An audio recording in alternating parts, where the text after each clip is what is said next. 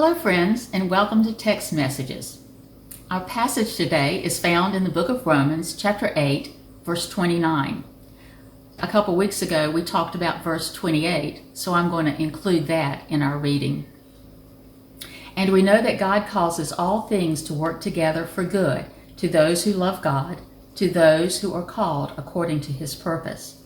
For those whom he foreknew, he also predestined to become conformed to the image of his Son. I have 4 wonderful grandchildren, each different, and yet there's a feeling of deja vu.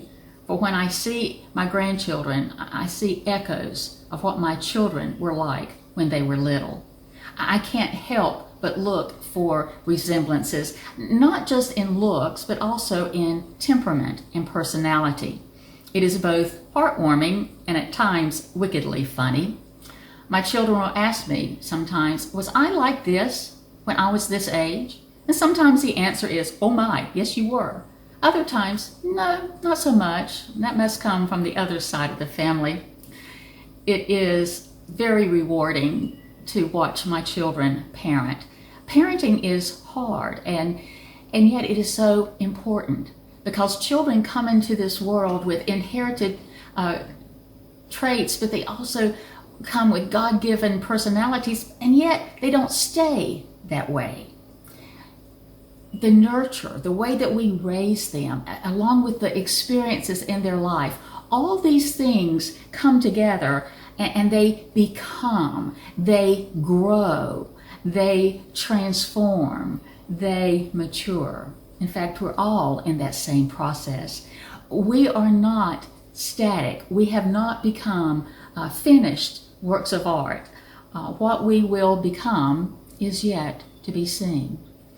Our passage today tells us that from the beginning of time, God's eternal plan for us is to be conformed into the image of Christ, to become Christ-like in the way in which we live our life. Becoming Christ-like encompasses 2 things. 1, to do the things that Jesus did in his life and ministry, to serve, to teach, to heal, to reconcile. But it also means to embody the essence of Jesus's character, his faithfulness, his truthfulness, his honesty, his kindness and compassion, his wisdom, his joy in life.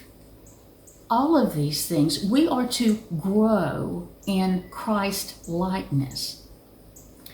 I find this challenging, but also encouraging, that is God's plan for my life, to become Christ-like. I'm not there yet, and yet I know that God is working, ever working, in every situation, to help me transform into the likeness of Christ. To be conformed in the image of Christ. I know God's doing his part. The question really is, am I doing my part?